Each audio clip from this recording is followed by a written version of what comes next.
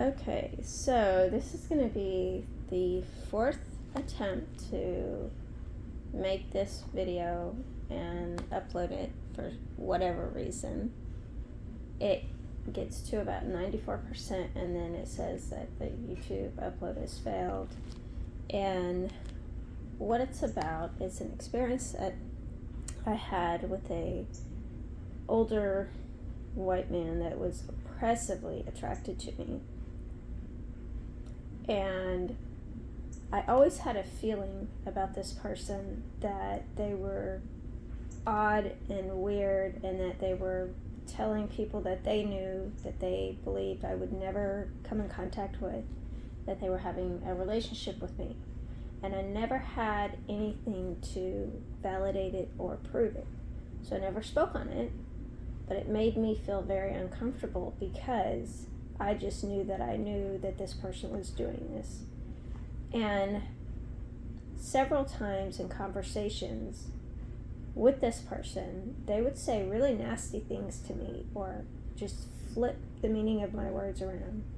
And when I would confront this person, they would just, their face would drop. He would look down at the floor, would not look at me, and would say, "Oh, no, I didn't say that," or "I was joking." That's the favorite line of a narcissist, to say, "Oh, I was joking, I didn't mean it," knowing that they do, because they don't have the chutzpah to own their own feelings and what they think, because they know that what they think and their perception of a person or a situation is wrong and out of line.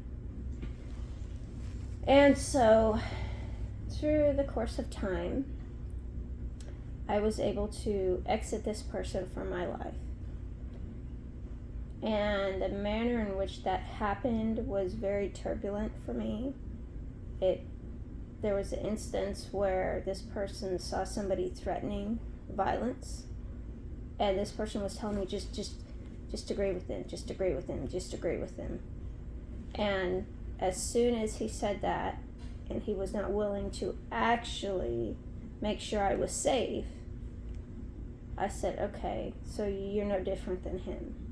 You're just like him. But you want to hide behind your mask of being wealthy and normality to say that, oh, well, I'm not violent. But you are, because you don't defend, you don't protect. You actually create scenarios for people to view me in a really horrible light simply because you don't get what you want from me. And I think to some degree he recognized that I just found him disgusting, because to me, just because you're attracted to someone does not mean they owe you a mutual attraction. They don't owe you anything. Nobody owes you anything. And so, anyways, after the whole situation unfolded and I was able to get him out of my life, I had someone who was a friend of his who confirmed what I had known all along and had no way of confirming, that he several times was so passive aggressive when he was confronted on the fact that people that knew him and people that knew me, knew I was in a relationship with, in a commitment with somebody else.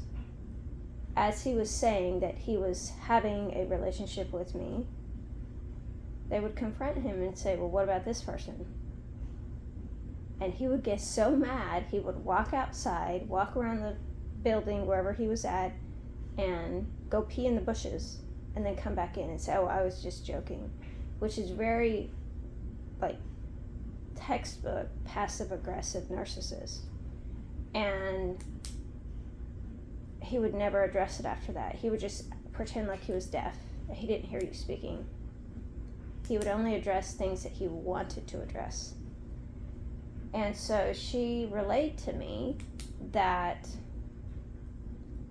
the reason that him and an older lady that he was with at the time broke up was because he told her he was having a relationship with me.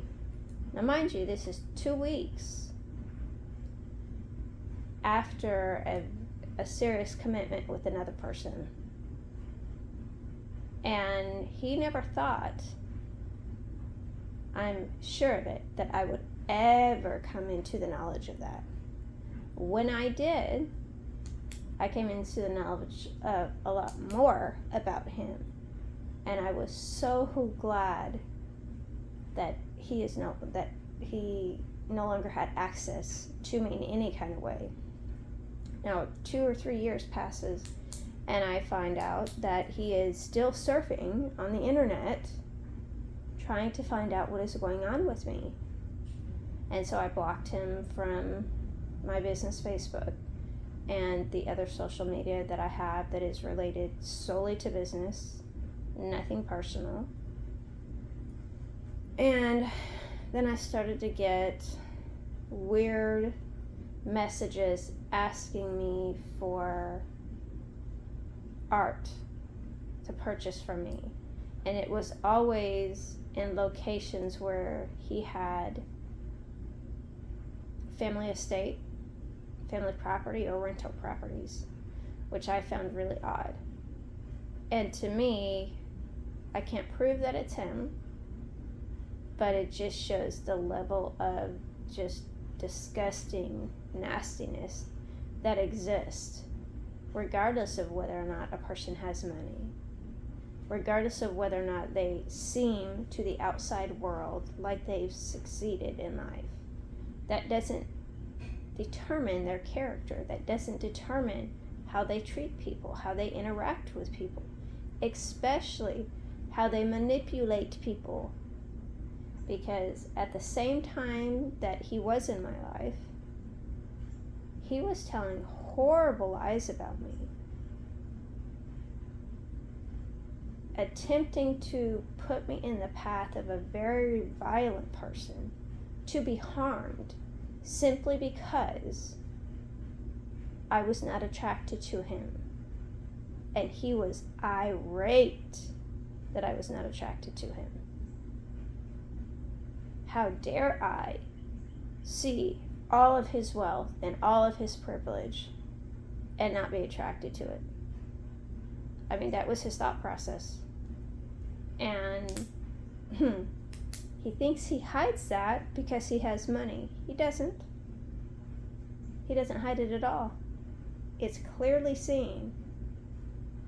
And just because he has that money doesn't mean that he is not mentally sick. Because his money has corrupted his character, if he had any. So we're going to see if this uploads, and I will see you on the next video.